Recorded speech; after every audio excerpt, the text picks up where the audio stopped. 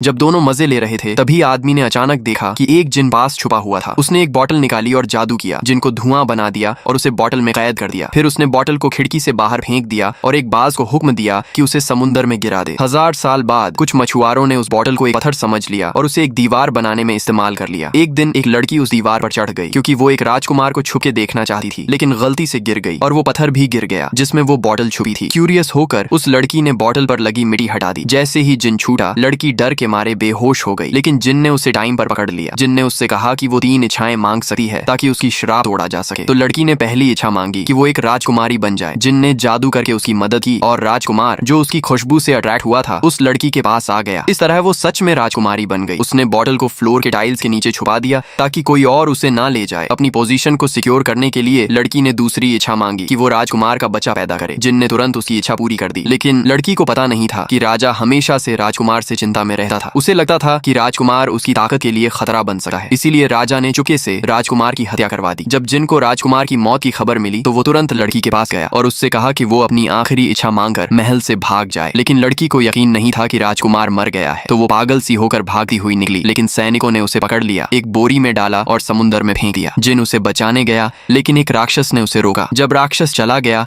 तो जिन समुद्र में कूद गया, लेकिन देर हो चुकी थी। लड़की डूब चुकी थी क्योंकि लड़की ने अपनी तीसरी इच्छा कभी नहीं मांगी। जिन एक बार फिर से फ्लोर टाइल्स के नीचे कैद रह गया।